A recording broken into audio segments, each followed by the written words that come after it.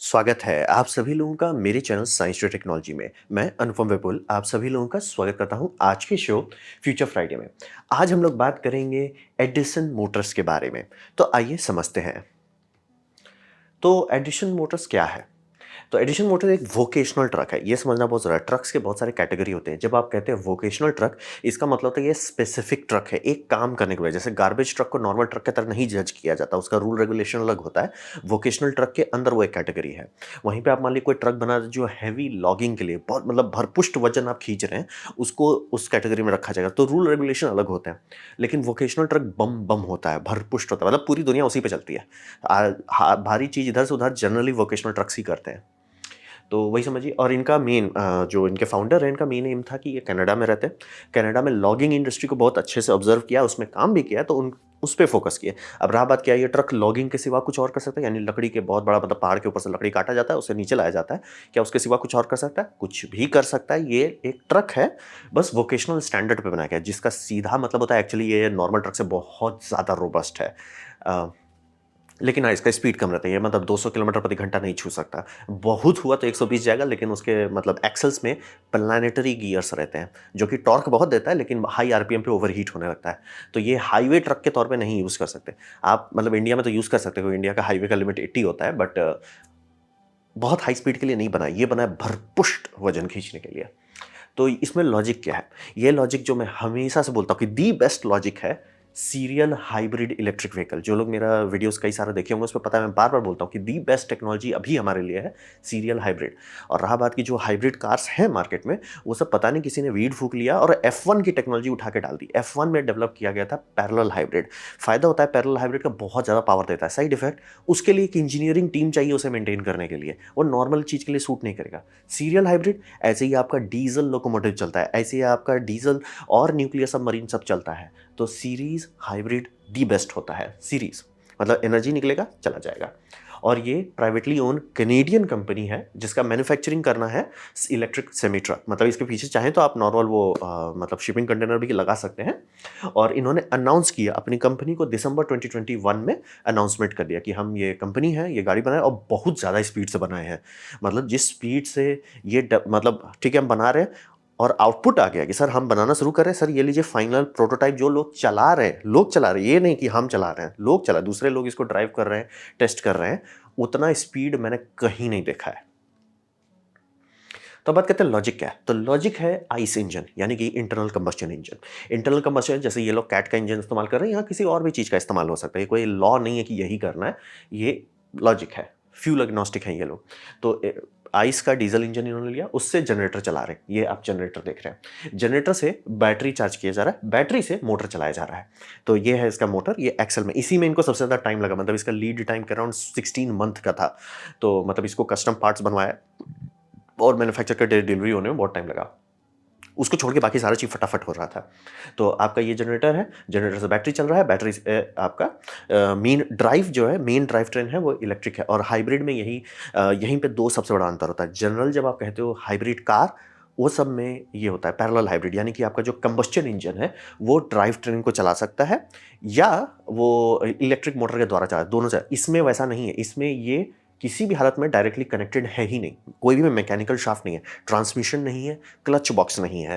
ये शांति से सिर्फ और सिर्फ जनरेटर चलाएगा, जनरेटर से आप मोटर चला सकते हो। हाँ, ऐसा हो सकता है कि आप मान लीजिए बैटरी पूरा डिस्चार्ज कर दी है और तब ये चालू हो जाता है, तो इसकी एनर्जी कहाँ जाएगी? ऑब्वियसली वो चक्के में जाएगी, चक्के को प्रायोरिटाइज किया जाएगा। बाद में जब आप मान लीजिए ब्रेक पे रुकते हैं, स्टॉप पे स्लो करते हैं, तब जाके जनरेटर की जो एनर्जी रहेगी वो डंप करने लगेंगे बैटरी को चार्ज करने के लिए। और इनका डिज़ाइन ऐसा है कि इनको 2 घंटे तक फुल पावर पर ये चल सकते हैं बैटरी पे। और चार्ज करने के लिए, यानी कि ये जब इंजन चालू हो जाएगा तो इसको 1 घंटा लगेगा चार्ज होने में। तो ये इसमें रीजन है। ऑब्वियसली सबसे बड़ा बात वही होता है कि बैटरी डाल देने से कि आप रीजन कर सकते हैं। और ट्रक के केस में ये लोग ऑलमोस्ट गाड़ी बिना फ्यूल के चला सकते हैं। मतलब ऐसा कैसे हो गया?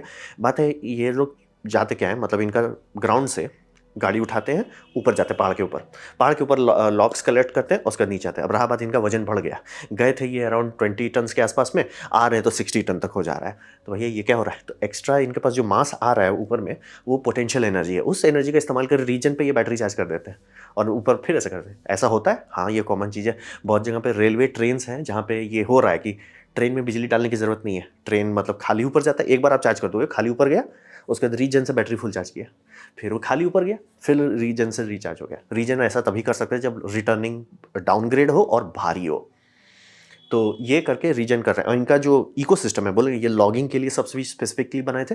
वहाँ पे बहुत जगह ऐसा है कि भैया पहाड़ के ऊपर से आप कलेक्ट कर रहे हो और उसे नीचे लाया जा रहा है, तो भैया खाली ऊपर जा रहे हो और भर के नीचे ला रहे हो, तो रीजन आपको बहुत बेनिफिट देगा। इनके केस में इनका आ रहा है सीधे सीधे 50% फ्यूल सेविंग सीधे।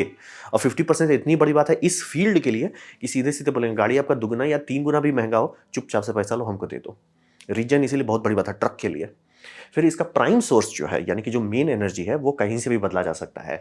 यानी कि अगर जैसे इंडिया में लाया जाता है, इंडिया में कुछ कंपनी ट्राई कर रही है एलएनजी का, जैसे टाटा भी एलएनजी पे ट्राई कर रही है। फिर काफ़ी जगह पे आप सीएनजी कर सकते हो, जो कि दिल्ली मतलब ऑलमोस्ट अपर इंडिया में आपको हर जगह मिल जाएगा सीएनजी। आप सीएनजी का इंजन डालिए, खुश रहिए।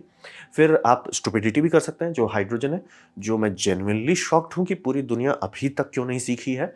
और जस्ट इन केस अगर आपको नहीं पता है, मेरे चैनल देखते हैं तो आपको पता ही होगा, लेकिन just in case short review.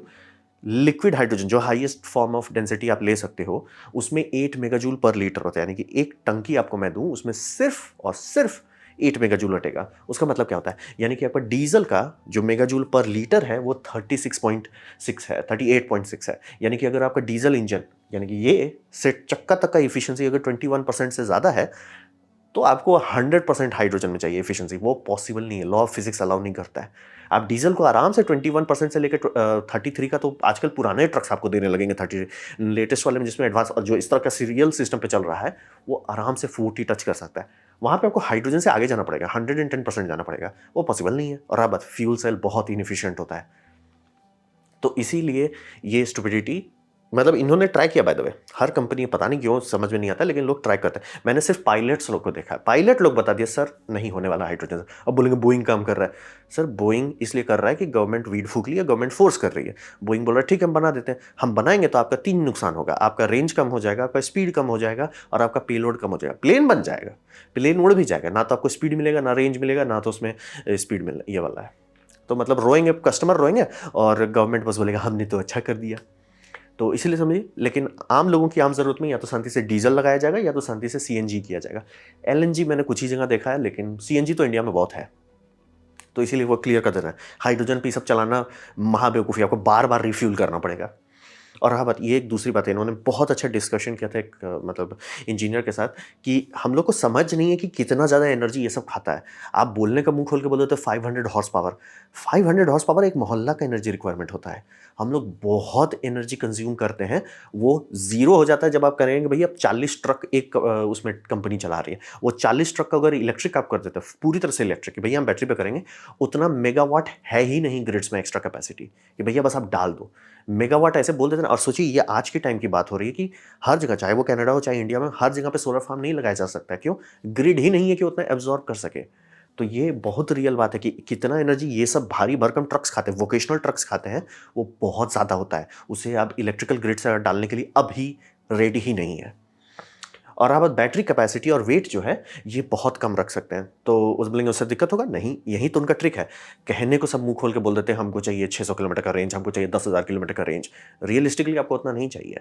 तो इनका लॉजिक है कि अगर हमें उतना नहीं चाहिए तो बैटरी बड़ा क्यों रखते हैं। बैटरी बस इतना रखना है कि रीजन का काम हो जा रहा है और चला ले रहे हैं, जैसे बोले 2 घंटा का इन्होंने रखा है। वहीं फुल बैटरी अगर रखते तो इनको रखना होता 6 या 4 घंटे का, 6 या 8 घंटे का भी रखना हो सकता था।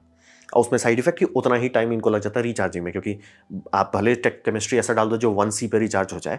प्रॉब्लम ये होता है कि सर उतना रिचार्ज के लिए उतनी मेगावाट्स कहाँ से आएगा। तो ये हल्का है, यानी कि ये ट्रक एक्चुअली टेस्ला का ट्रक से आधा वजन है लगभग। ये 12 टन से थोड़ा ज़्यादा इसका वेट है।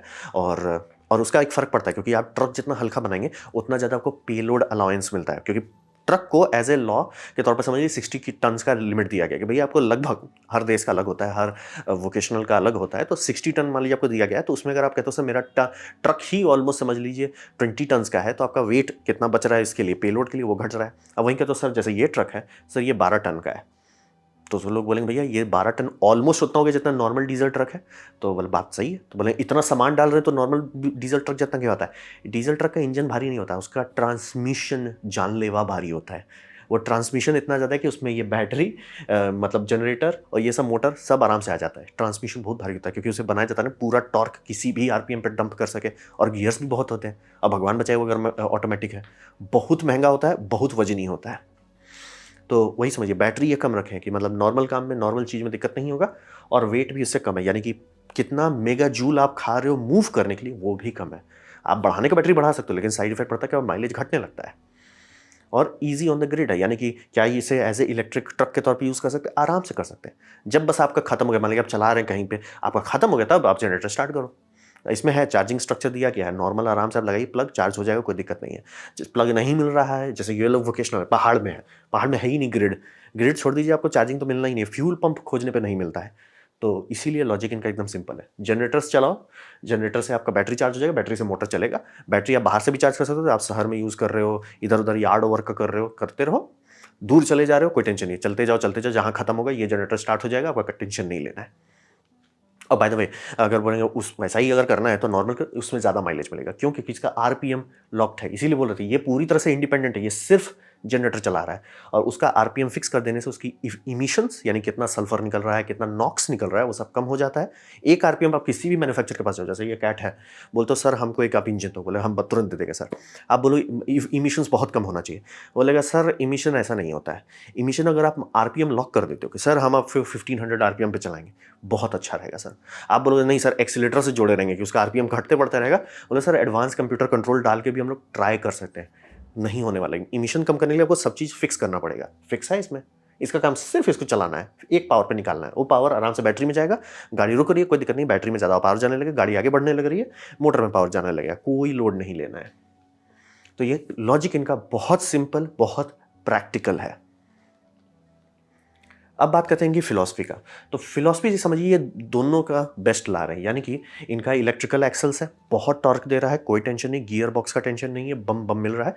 बैटरी से इनको फायदा मिल जा रहा है कि रीजनरेटिव ब्रेकिंग मिल रहा है, जो कि इनके खास तौर के फील्ड में सीधे सीधे चुपचाप से पैसा लो हमको दे दो। और रहा बात, बहुत जगह और भी होता है जहाँ पे आपको स्टार्ट स्टॉप बहुत करना रहता है, बहुत फायदेमंद होगा।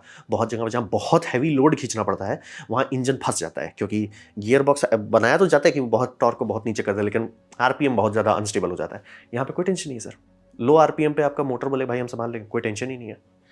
तो आपको और आइस इंजन का रेंज मिल रहा है कि भैया फ्यूल भरो चलो, आपके पास चार्जिंग स्ट्रक्चर है, चार्जिंग कर करके चलते रहो। चार्जिंग स्ट्रक्चर खत्म हो गया सर, अब आप एकदम रिमोट एरिया में पहुंचो, कोई टेंशन नहीं है, जनरेटर है, लोड नहीं लेना है। तो दोनों की अच्छे शादी करा दी है इन्होंने। और ये सिंपल टैंक की तरह बनाया गया है, मतलब इन्होंने जो वीडियोस बनाए हैं, जो मतलब शोकेसेस में किए हैं, आप शांति से देखिए, आपको अच्छा लगेगा, गारंटी मेरी है। हर चीज़ इसमें नौटंकी नहीं है, नौटंकी फ्री ये सिस्टम है। हर चीज़ स्टील बम बम इस्तेमाल किए हैं, नौटंकी स्टील है, शुद्ध स्टील, और फैंसी डिज़ाइन नहीं, ये नहीं वो नहीं, एकदम वोकेशनल ट्रक है। मतलब ये बना दिया गया है 60 साल तक इसका कुछ नहीं होना है। अब बोले उतना टाइम चलता है गाड़ी, हाँ पुराने ट्रक सब चलते थे उतना टाइम तक, और ये लोग खुद ही बता रहे, खुद ही 50-60 साल पुराना मॉडल को लेके दिखा रहे हैं कि भैया अभी तक भी चल रहा है। मतलब उसको इंजन रिबिल्ड कर दिया गया, मतलब पेंट रीन्यू कर दिया गया, चल रहा है। तो वैसा ही ये फ्रेम बना है, पूरा स्ट्रक्चर जो है इसका, सब चीज़ ऐसा बनाया गया कि आपको टेंशन नहीं लेना है। मतलब एक बार इसको कंपनी ने खरीद लिया, आप चीज़ बदलते रहिए, ये स्ट्रक्चर जो है, जो चैसी है, वो चलता रहेगा 50-60 साल, कोई बड़ी बात नहीं है। और रहा बात की वाइब्रेशंस भी कम हो गए, क्योंकि पहली बात इंजन हर टाइम नहीं चलेगा, दूसरी बात इंजन कपल नहीं है। कपल नहीं होने का मतलब ये होता है कि वो ट्रांसमिशन से डायरेक्ट रोड से नहीं जुड़ा, तो वो बहुत ऊपर टांग हो जाता है इसके लिए, आपका व्हीकल के लिए, कि चक्का को आप स्प्रिंग पे फ्लोट करा रहे हो, ठीक है सर, लेकिन एक हार्ड शाफ्ट उसको जोड़ा हुआ है इंजन से, इंजन को भी आपको फ्लोट कराना पड़ता है। अब दोनों चीज़ फ्लोट होकर कैसे चलेगा? यहाँ पे फ्लोटिंग कहाँ हो रहा है? वायर से हो रहा है, कोई टेंशन नहीं है। तो बहुत भरपुष्ट बनाए, मतलब देख लीजिए डिज़ाइन ज़्यादा कुछ नहीं है इसमें, तो वो मेटल रेल्स नहीं दिख रहा है, डिज़ाइन एकदम सिंपल है, सरल, नौटंकी नहीं, सिंपल है। और इनका सब चीज़ में बोल्ट्स जो इस्तेमाल किए वो फैंसी टॉर्क्स नहीं है, वेल्डिंग नहीं है। अब बोलेंगे इतना मजबूत, जैसे अगर मैं बोल रहा हूँ स्टील है, तो बोल्ट की क्या ज़रूरत है, वेल्ड क्यों नहीं कर दिया? बात है कि कोई भी ऐसा मेटल नहीं आता जो फटीग नहीं करे। फटीग करेगा अगर इस तरह का आप कुछ लेते हैं और इसे आप यूज़ करते रहते हैं 10 में नहीं तो 20 में ज़रूर कोई ना कोई चीज़ फटीग करके टूटेगा। अगर वो बोल्ट से जोड़ा गया है, आप बोल्ट को खोल के बदल सकते हो, पार्ट टूट गया कोई टेंशन नहीं है, चल दो। और रहा बात, करोजन एक रियल चीज़ है, आप कितना भी अच्छा कोटिंग कर दिए, कितना भी अच्छा पेंट कर दिए, कहीं ना कहीं करोजन होगा। अगर वो ईजिली एक्सेसिबल है कि वहाँ पे जाके आप खोज लो, अरे भैया यहाँ पे हो रहा है, उसको खोलो, रिपेयर कर लो, और उसके बाद फिर उसको बोल्ट पैक कर दो, चलेगा लंबा।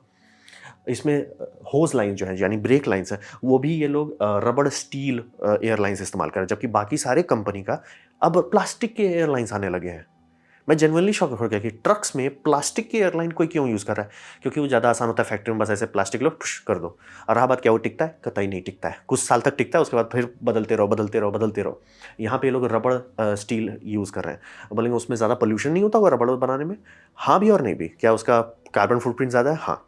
क्या उससे पॉल्यूशन को नुकसान होता है? नहीं। बोले ऐसा क्यों? क्योंकि वो एक बार बनाने के बाद वो 40-50 साल तक चलता रहता है। 50-60 साल तक चल जाता है, कोई टेंशन नहीं है। आप उसका मान लीजिए अगर एंड फ्रे हो गया, डैमेज हो गया, काटिए, फिर से उसको रीटर्मिनेट कीजिए, लगाइए, खुश रहिए। वो सालों साल तक चलता रहेगा। ऐसे ही आपके लोकोमोटिव चलाए जाते हैं, कुछ भी उसमें फेंकना नहीं पड़ता है। वहीं प्लास्टिक लीजिए, फेंको, फेंको। पता चला घूम फिर के आप ज़्यादा ये मतलब नुकसान करते हैं एनवायरनमेंट को। इसीलिए बोल्ट, रबर लाइंस जो है, फिर इसमें कर्व्ड ग्लास नहीं इस्तेमाल किया। ये बहुत अच्छा इन्होंने डिज़ाइन किया है। आजकल आप लोग देखते हो ना एक्सकेवेटर सब में, ये इंडिया में अभी थैंकफुली नहीं हुआ, लेकिन कुछ हमको लग रहा है कोई कंपनी यहाँ पे भी वायरस डालेगी कि भैया उसमें कर्व ग्लास देते हैं। इट्स लाइक सर एक्सकेवेटर आपका कितना तेज चलता है जो उसको एरोडायनेमिक्स की ज़रूरत है। और इस तरह के ट्रक जब भी आप बात कर रहे हो, ये जो पीछे जो चीज़ खींच रहा है वो एरोडायनेमिक जनरली नहीं होता है। तो इसको एरोडायनेमिक बना देने से कोई फ़र्क नहीं पड़ता। और अब इसका ऐसा कभी नहीं होना चाहिए कि एरोडायनेमिक्स से इस पे फ़र्क पड़ रहा है, क्योंकि यानी ये गलत जगह आ गया है। बोले ना ये वोकेशनल ट्रक है। आप पीछे खुला लॉग यानी कि पेड़ कटे हुए लेके चल रहे हो, वो कितना एरोडायनेमिक है जो आप लोड ले रहे हो। और ये सब बहुत भारी-भारी चीज़ भी खींचते हैं कि मतलब पीछे पूरा बुलडोज़र्स हो खींच रहे हों, वो सब कर एरोडायनामिक से फ़र्क नहीं पड़ता, तो फालतू का लोग कंपनीज़ कर्व ग्लास क्यों देती है? ताकि वो आपकी ले सकें। जब वो कर्व ग्लास देते हैं, अब कुछ भी हुआ, पत्थर लगा, क्रैक हुआ, कुछ ना कुछ होगा ही, अब आपको बैठ के कंपनी के पास जाना पड़ेगा और कर्व एकदम स्पेसिफिक रहता है। ऐसा भी नहीं कि कर्व हर मॉडल में सेम है, नहीं सर, कर्व तो उनका यूनिक है, अब जाके वो आपकी ले लेते हैं। जो चीज़ आपको आराम से $100 में हो जाना चाहिए, वो $10,000 में आपकी ली जाती है। तो वही समझिए एकदम प्लेट ग्लास इस्तेमाल किया और इसमें चाहे तो आप बहुत थिक इस्तेमाल कर सकते हैं, लैमिनेट भी इस्तेमाल कर सकते हैं, जो करना कर सकते हैं, दिमाग नहीं लगाना, सिंपल है। हाँ, इंडिया के केस में अगर इसे लाया जाए कभी तो इस पे ये कोटिंग करानी होगी, आईआर कोटिंग करानी होगी। ये लोग ठंडा के हिसाब से बनाए, हर चीज़ में हीटर डाले हुए। हम लाइक सर इंडिया में आओ एसी डालना पड़ेगा। तो वही समझिए कर्व ग्लास नहीं है और इसका इलेक्ट्रॉनिक्स ऑब्वियसली इतना चीज़ है, इलेक्ट्रॉनिक्स है। फॉल्ट कोड्स जो डाल रहे हैं एक्चुअली बैठ के लिख रहा है कोई फॉल्ट कोड को, ये और ये पाजी एक ठो कर रहे हैं। मैं एकदम खुश हो गया। फॉल्ट कोड का इनका जो स्ट्रक्चर था कि सर ये फॉल्ट कोड है, वो कोड का मतलब क्या है? वो बता रहा है सर कोड का मतलब है कि आपका इन्वर्टर ये वाला इन्वर्टर बोल गया, ये इन्वर्टर आप रिप्लेस करा सकते हो। या आपका ये ओवरहीट हो रहा है तो वो कह देगा सर ट्रक को थोड़ा देर के लिए रख दो, वो हम चिल कर लेते हैं। मतलब वो फॉल्ट का कोड का मतलब क्या होता है कि कुछ हुआ, वो कोड लिखने वाले ने डिज़ाइन किया है कि कोड आपका मतलब ये हो रहा है, तो उसको मैनुअल में डालने की जगह कंप्यूटर में क्यों नहीं डाल रहे? मैं ये समझ सकता था कि जो गाड़ी 1980s में बनाई जाती थी, उतना माइक्रो प्रोसेसर में, माइक्रो कंट्रोलर में प्रोसेसिंग नहीं होता था, उतनी मेमोरी नहीं होती थी, किलोबाइट्स की मेमोरी होती थी। आज के टाइम में हमारा गाड़ी नौटंकी क्यों करता है? आज के टाइम में हमारा गाड़ी को ऐसा नहीं होना चाहिए कि सर एयर प्रेशर लो, ऐसा होना चाहिए सर आपका लेफ्ट बैक प्रेशर में लो हो गया है, उसमें 5 PSI एक्स्ट्रा चाहिए, ऐसा होना चाहिए। ये लोग वैसा ही सर्विस कोड कर रहे हैं। मैं बहुत खुश हो गया देख के कि सर दिमाग लगा के बना रहे हैं कि सर कुछ भी प्रॉब्लम है मैं बताऊंगा ना सर प्रॉब्लम क्या है, मुझे पता है प्रॉब्लम क्या है, तो मैं आपके साथ हुल्लुल्लू क्यों करूँ। वो ये आप लोग गाड़ी में जो लोग बहुत इंटरेस्ट रखते हैं उनको पता होगा, एक तो पोर्ट आता है, वो पोर्ट में लगा के लोग स्टडी करते हैं सर गाड़ी में क्या हुल्लुल्लू हो रहा है। इसलिए क्यों, एडवांस गाड़ी है, इंफोटेनमेंट सिस्टम है, तो डालो ना, नौटंकी क्यों है। बहुत अच्छा इन्होंने डिज़ाइन किया, फिलॉसफी बहुत अच्छी है।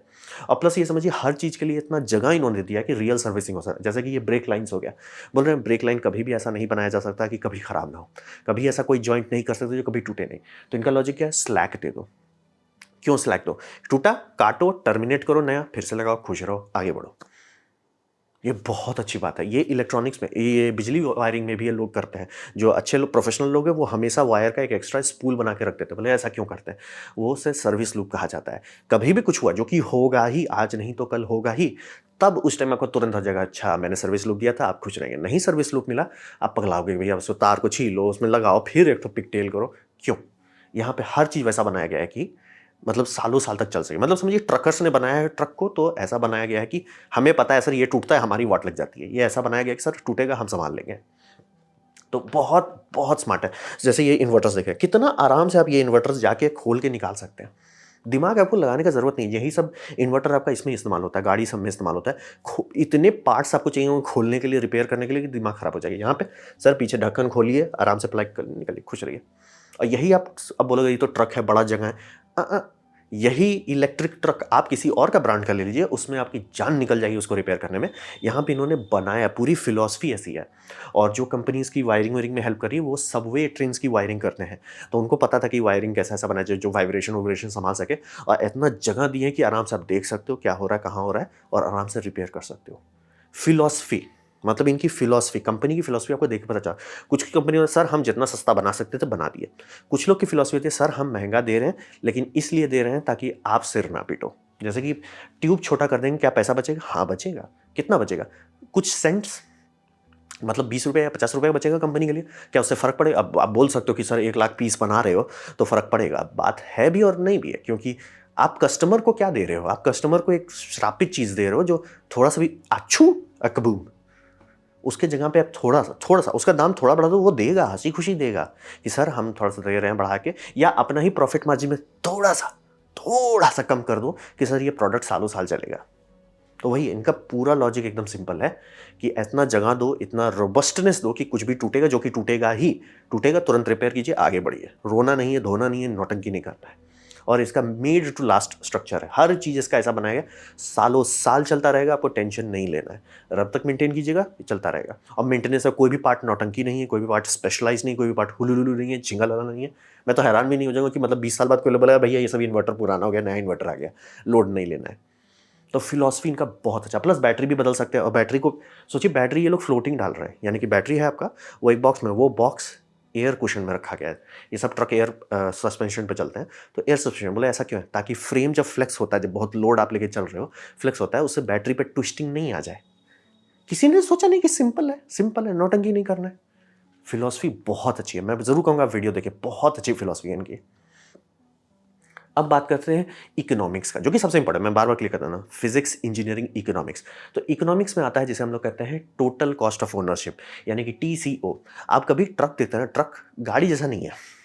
ट्रक का बहुत पैसा लगता है आपका, उसका मेंटेनेंस में। जैसे यूएस का, मतलब वो लोग डिटेल बहुत देते हैं, इसलिए मैं बार बार डॉलर्स में बात करता हूँ। $15,000 ईयरली लग जाता है उनका सिर्फ मेंटेनेंस में। टोल पे 2% तक उनका लग जाता है। आपका फ्यूल दाम, फ्यूल ही सबसे ज़्यादा खाते हैं, और इंश्योरेंस वो भी दाम है। फिर आपका ड्राइवर की सैलरी, और फिर आपका हो गया रिप्लेसमेंट पार्ट। जैसे ट्रक में ब्रेक्स खपत होता है, खपत मतलब कि आप यूज़ करो ना, ब्रेक खपत होता है। ये मतलब इतना ज़्यादा ये खपत होता है, मैं लिटरली जब कोर्ट केस में जाता हूँ तो लिटरली दिख जाता है रोड पे, बड़े बड़े वो कोल ट्रक्स जाते हैं, लिटरली बैंड बज गया है, बीच में ये किया जा रहा है, रिपेयर कर रहे हैं। तो ये समझना बहुत ज़रूरी है। तो इसका मतलब क्या होता है? इसका मतलब होता है ना, ट्रक सस्ता है। आप सोचोगे कि मैं एक ऑपरेशन कर रहा हूँ, ठीक है, जैसे लॉगिंग कर रहा हूँ, कोल माइनिंग कर रहा हूँ, कुछ भी कर रहे हो आप, ये कर रहे हैं यहाँ से वहाँ कर रहे हैं, वहाँ पे आपका सोचोगे ट्रक, और दाम बताया जाएगा इतना दाम है। ट्रक फ्री है, ट्रक 50% भी नहीं होता है आपका रनिंग कॉस्ट का। तो वही समझिए कि अगर आप ट्रक का दाम बढ़ा देते हो, सर ये ट्रक है इसका दाम बढ़ गया है, लोग तब भी उसको खरीदेंगे। अगर आप कह सकते हो कि मेरा TCO कम हो जाए, यानी कि आप कहते हो कि सर ब्रेक्स आप ले रहे हो ना, सर आप लोग कितना ब्रेक बदलते हो? बोलेंगे जैसे मान ली 50 ट्रक है, तो देखो भैया हर कुछ साल में तो बदलते ही रहते हैं। तो बोलेंगे सर ऐसा कीजिए ना, उसको हम 4 गुना ज़्यादा लंबा चला देंगे और आपका ट्रक का दाम 30% बढ़ेगा। वो सीधे बोलेंगे भैया 30% बढ़ा दो, क्योंकि मेंटेनेंस दो तरफा नुकसान करता है। पहला तो आपको पैसा देना पड़ रहा है इसको मेंटेन करने के लिए, दूसरा आपका उतने देर के लिए ट्रक आउट ऑफ सर्विस है, और कमर्शियल व्हीकल्स कंटिन्यूसली चलाए जाते हैं। तो इसीलिए बहुत जगह पे ट्रक का दाम नहीं देखा जाएगा, वहाँ पे देखा जाएगा टोटल कॉस्ट ऑफ ओनरशिप। और ये पूरा जो व्हीकल फिलॉसफी है, ये है low cost of total ownership, यानी कि भले ट्रक महंगा है लेकिन आपका दाम कम आएगा। मतलब इक्विवेलेंट डीजल ट्रक से ये कंपनी क्लेम कर रही है कि ये मतलब 30% ज़्यादा होगा, मैं थोड़ा कंजर्वेटिव कर दे रहा हूँ, 50% ज़्यादा होगा दाम। मतलब जैसे मान लीजिए जो चीज़ $1 लाख में, $1 लाख कम ही बता रहे, बट मान लीजिए $1 लाख है, वो $1,50,000 में आएगा, उसमें होगा। तो क्यों ऐसा? क्यों? फ्यूल कॉस्ट सबसे ज़्यादा महंगा क्या आता है? फ्यूल इसमें कम लगेगा। क्यों? क्योंकि इंजन फिक्स्ड RPM पे चल रहा है, उसमें रीजन है, उसमें आइसोलेशन है कि मतलब इंजन हूँ नहीं कर रहा है, इंजन बस हम आराम से चल रहे हैं, लोड नहीं लेना है। बैटरी बाकी सारी चीज़ को बफर कर रहा है, इसी से लोकोमोटिव चलता है, हमें पता है ये ज़्यादा इफिशियंट होता है, और ये कर रहे हैं। अगर ये मुंह खोल के साबित कर देते हैं कि 10% हम आपका तेल गारंटीड बचाएंगे कंपेयर टू नॉर्मल सिस्टम, चुपचाप से पैसा लो हमको दे दो, क्योंकि अगर 10 साल भी आप ये ट्रक चलाए, बहुत ज़्यादा सेविंग्स आ जाएगा। जिसे हम लोग कहते हैं ना रिटर्न ऑन इन्वेस्टमेंट। तो आपको रिटर्न ऑन इन्वेस्टमेंट से 50% का देखना है। ट्रक तो आप लेते ही, ऐसे लो चाहे नहीं लो, ऐसे लेना ही पड़ता, तो वो 50% एक्स्ट्रा अगर आपका तेल में बच जा रहा है, मान लीजिए 4 साल के अंदर, आप तो बोलोगे भैया हम तो बहुत समझदार है, कर लिए। दूसरी बात, मेंटेनेंस जो हो रहा है वो आपका कम हो जाएगा। ऐसा क्यों? फ्यूल में 10% का मार्जिन है कि अगर आप 10% साबित कर देते हो कि सर आप मेरा 1 साल ट्रक चलाओगे वर्सेस दूसरे का 1 साल चलाओगे और मैं 10% सालाना आपका खपत कम कर दूँगा, सीधे-सीधे चुपचाप से पैसा लो हमको दे दो। डाउन टाइम अगर आप घटा देते हो कि हमने ऐसा बनाया है कि हमें पता है चीज़ बिगड़ता है, पहली बात हम प्लास्टिक चीज़ नहीं इस्तेमाल करेंगे। ऐसा चीज़ इस्तेमाल करें जो एक्चुअली टिक सके और अगर बिगड़े भी तो उसे रिपेयर किया जा सकता है ऑन रोड। आप लोग देखते हो रोड के साइड में रिपेयर होता है। ऑन रोड रिपेयर किया जा सकता है और तुरंत सँभाल लिया जाएगा। चुपचाप से पैसा लो हमको दे दो।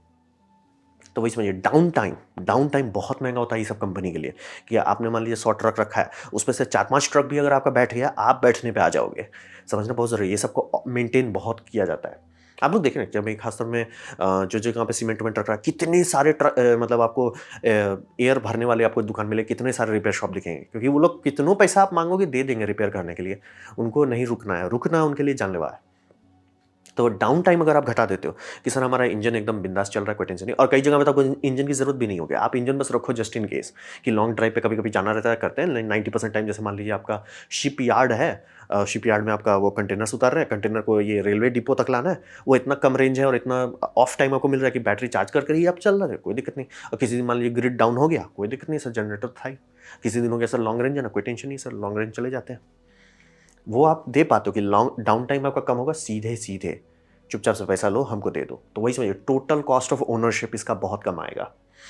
और कमर्शियल व्हीकल ऑन बहुत रहते हैं, ये समझना बहुत ज़रूरी है। वो कमर्शियल व्हीकल ऐसा नहीं बनाया जाता है, वो जो गाड़ी है ना, बहुत बम-बम गाड़ी है, जैसे फरारी, लैम्बोर्गिनी ये सब नौटंकी गाड़ी है। इसका क्या मतलब होता है? इसका मतलब होता है ना कि इसको आप चलाओगे, फिर इंजीनियरिंग टीम के पास दे दोगे कि भैया इसे ठीक करो। आप देखिए F1 कार जो होता है, लिटरली इंजन ब्लॉक वो फेंकते जाते हैं। 6 इंजन ब्लॉक तक फेंक सकते हैं एक सीज़न में। मुझे तो पहले शॉकिंग मेरा दिमाग उड़ गया कि भाई 6 इंजन ब्लॉक फेंक रहे हैं, ये क्या हो गया? और फिर बाद में बताया वो पहले 8 फेंकते थे। ये कौन-सा इंजन ब्लॉक है? लाइक बहुत ज़्यादा वो पुश करते हैं तो साइड इफ़ेक्ट होता है। कमर्शियल उसका एकदम उल्टा है। कमर्शियल है कि सर हमने इसे बनाया है, इसको बिगड़ना नहीं है, इसको छींकना नहीं है, हमारा ड्राइवर टैं हो जाएगा कोई टेंशन नहीं, हम दूसरा ड्राइवर डाल देंगे। गाड़ी को कुछ नहीं होना चाहिए। तो इसीलिए समझिए कमर्शियल व्हीकल का ऑन टाइम बहुत हाई रहता है, क्योंकि वो क्रू रोटेशन भी कर सकते हैं कि मान लीजिए 4 घंटा एक ड्राइवर किया, 4 तो कम ही हो गया, मान लीजिए 8 घंटा एक किया, उसके बाद दूसरे शिफ्ट के लिए किसी और को बैठा दिया जाए, गाड़ी तब भी चलती रहेगी। अब यही रिचार्जेबल बैटरी में तो ऐसा कर नहीं पाएँगे, लेकिन अगर आप फ्यूल बचा पाते हैं सीरियल हाइब्रिड करने से, चुपचाप से पैसा लो हमको दे दो। कमर्शियल के लिए वो क्रू रोटेशन बहुत रहा है और दूसरी बात गाड़ी आसान हो जाती है चलाना। क्यों? गियर आप देखें कभी ट्रक का जानलेवा होता है, कटर कटर कटी कटू। और रहा बात ऑटोमेटिक भी रहता है तो भी गाड़ी को आप फ्लो करना पड़ता है और ट्रक्स बहुत भारी होते हैं। तो स्लो करने के लिए ट्रक्स में होता है जेकब ब्रेक, यानी डीजल इंजन आपका नौटंकी करने लगता है, मतलब एयर कंप्रेसर की तरह बिहेव करता है। साइड इफेक्ट गंदा आवाज़ करता है, बहुत गंदा आवाज़ करने लगता है। एयर कंप्रेसर चला रहा है वो, बहुत गंदा आवाज़ करता है। लेकिन अगर आप एक गाड़ी देते हो जो इलेक्ट्रिक का स्मूथनेस देता है कि सर स्मूथ है सर, टेंशन मत लो सर, ड्राइवर कम थकेगा क्या होगा?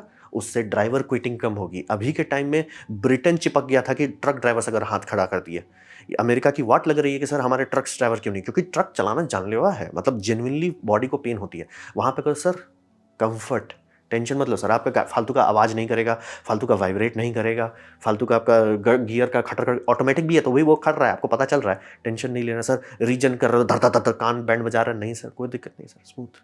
वो लोग थकेंगे कम, वो लोग की हेल्थ अच्छी रहेगी, डाउन टाइम वो कम रहेंगे, आपका यील्ड अच्छा रहेगा। तो ये सब समझना बहुत ज़रूरी है। और कमर्शियल व्हीकल का बात ये समझिए, कमर्शियल व्हीकल नंबर में बहुत कम होते हैं, मतलब कि अगर 5 लाख गाड़ी बेची जाएगी, कमर्शियल होगा ये 50,000, बहुत बड़ा अंतर होता है। लेकिन फ्यूल कंजम्पशन जो होता है कि आप देश का देखते हो ना कि सर देश ने डीजल खरीदा, ओहो बहुत बढ़िया बात है। वो डीजल कितना खपत होता है पता चला कमर्शियली सारा खा रहे हैं। ये समझना बहुत ज़रूरी है। ये सब कहने को बहुत छोटा नंबर में होता है कि अरे आप 5 लाख गाड़ी बेच दी, क्योंकि 90% टाइम गाड़ी बंद रहती है, गैराज में पड़ी रहती है या पार्किंग लॉट में पड़ी रहती है। कमर्शियल ट्रक चलता रहता है, चलता ही रहता है, और क्रू रोटेशन वाला है तो कुछ ट्रक कई कई दिन तक चलते रहते हैं। तो समझना बहुत ज़रूरी है, उनका फ्यूल इंटेक बहुत ज़्यादा होता है और देश पे असर पड़ता है। यानी कि अगर आप एक ऐसी टेक्नोलॉजी डाल देते हैं जिससे देश का कमर्शियल फ्लीट का फ्यूल कंजम्पशन 1% भी बढ़ता है, अगले दिन देश बोलेगा सर हमारे पास तो बहुत डॉलर हो गया। क्यों? खर्चा कम करना पड़ा। समझना बहुत, इसलिए टोटल कॉस्ट ऑफ ओनरशिप को समझिए। तो अब बात करते हैं भविष्य में क्या होगा। तो यहाँ पे समझिए ये ट्रक जो बनाया गया है, ये पूरी फिलॉसफी इन्होंने पूरा अच्छा चीज़ से डॉक्यूमेंट किया है। ये पूरी फिलॉसफी है विजडम के साथ, यानी कि सोच समझ के बनाया गया कि सर कोई ऐसा इंजन आप नहीं बना सकते जो कभी खराब नहीं हो, कोई ऐसा ट्रांसमिशन नहीं बन सकता, कोई ऐसी बैटरी नहीं कुछ भी नहीं बनाया जा सकता। लेकिन ऐसा आप ज़रूर बना सकते हो सब कुछ जोड़ के कि सर बिगड़ा रिपेयर करो आगे बढ़ो। और 50 साल पहले तक हम लोग यही कर रहे थे। आज के टाइम में हो गया कि सब चीज़ को एकदम फेदर टच बना दिया कि हवा लग गया तो खराब हो गया। इसमें कौन सी बैटरी इस्तेमाल की? इसमें इस्तेमाल किया गया है लिथियम आयरन फॉस्फेट। बोलेंगे ऐसा क्यों? अब ये बैटरी जहाँ तक आपको समझना है, लिथियम आयरन और लिथियम आयन नहीं, लिथियम आयन और लिथियम पॉलीमर, ये दोनों बैटरी बहुत एनर्जी देता है। बहुत अच्छी बात है, इसीलिए आपके मोबाइल फ़ोन, लैपटॉप ये सब में रहता है। प्रॉब्लम ये है कि इसमें आग लगता है और उसकी लाइफ स्पैन बहुत कम होती है। वहीं अगर आप लिथियम आयरन लेते हैं तो उसका लाइफ स्पैन यानी कितने साल वो चलेगा, वो बहुत ज़्यादा होता है। एग्जाम्पल के तौर पे आप लिथियम आयन या लिथियम पॉलीमर अगर लेते हैं तो वो सब आपको लाइफ स्पैन देता है 2 से 3000 साइकिल। वहीं पे अगर आप लिथियम आयरन को ये आयरन कंपेयर करेंगे, वो आपको आराम से 10,000 तक दे देगा। मतलब बहुत साल चलेगा, यानी आपका बाकी चीज़ बोल जाएगा, बैटरी बोलेगा हम तो ठीक है सर, कोई टेंशन नहीं है। दूसरी बात, उसमें पावर ज़्यादा होता है। पावर का क्या मतलब है? यानी कि किलोवाट आवर जितना है वो एक कैपेसिटी है। पावर का ये मतलब उससे कितना ज़्यादा निकाल सकते हो, इसे सी में बताया जाता है। यानी कि मान लीजिए 100 किलोवाट का आपका बैटरी है, 1 सी का अगर उसका पावर है तो इसका मतलब हो जाएगा कि वो 100 किलोवाट का लोड कंटिन्यूअसली दे सकता है बिना डैमेज के। ये बैटरी जो लोग इस्तेमाल कर रहे हैं ये 4 सी दे सकता है। यानी कि अगर बैटरी बैंक अराउंड 200 किलोवाट का है तो उससे मल्टीप्लाई कर दी 800 किलोवाट कंटिन्यूअसली वो दे पाएगा बिना बैटरी को बैंड बजाए।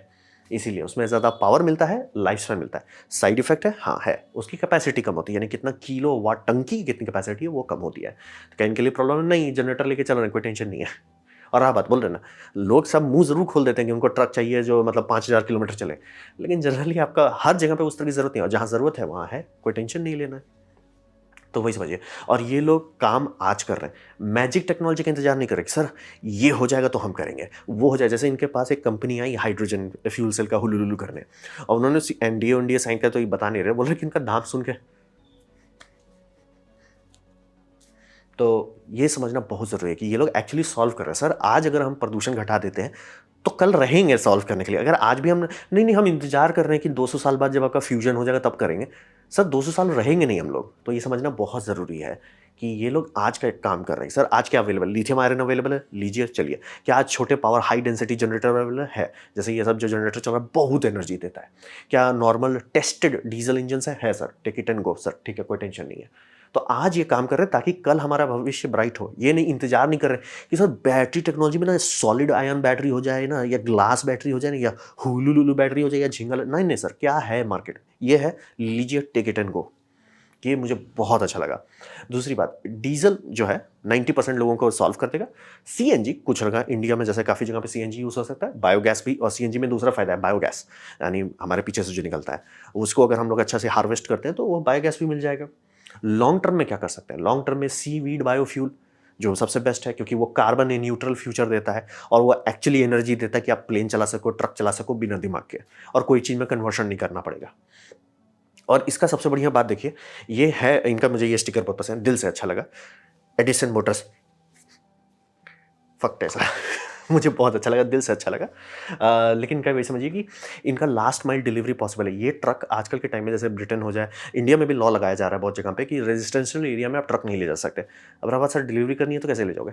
सर इसमें कोई टेंशन नहीं है, ये आराम से आपका इंजन चालू करेगा शहर के बाहर। मतलब मान ली कोई वेयर हाउस से आ रहा है, इंजन चालू कर दिया, बैटरी फुल चार्ज हो गया, कोई दिक्कत नहीं, इंजन बंद, शांति से ये घुस जाएगा आपका शहर में, आराम से डिलीवरी कर देगा, निकल लेगा, शहर से निकलेगा तो बैटरी खत्म होने पे आ जाएगा, और फिर जनरेटर चालू, खुश। और रावत शहर में उतना डिस्चार्ज भी नहीं होगा, क्यों? रीजन बहुत होगा ना, ब्रेक बार बार लगाना पड़ेगा। लास्ट माइल ये अभी कर सकता है, कल होगा, 500 साल बाद होगा, 2016 में इलॉन मस्क अनाउंस कर देगा, और उसके बाद डिलीवरी नहीं देगा, उसके बाद भी डिलीवरी नहीं देगा। अभी 2022 चल रहा है, 2023 चल रहा है, अभी भी डिलीवरी नहीं दे रही है।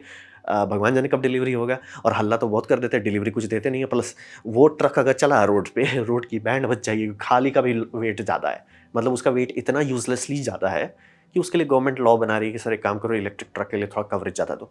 ये बोला sir electric truck take it and go, छोटे रेंज में तो आपको टेंशन ही नहीं रहेगा, बड़े रेंज पे आप डीजल चलाओ, आपका डीजल का कंजम्पशन इतना कम कर देंगे कि देश का भला होगा, नॉइज़ कम कर देंगे, सब चीज़ हम आपका भला कर देंगे, हवा को एयर क्वालिटी भी बढ़ा देंगे, माइलेज भी बढ़ा देंगे, और ये हम आज कर देंगे।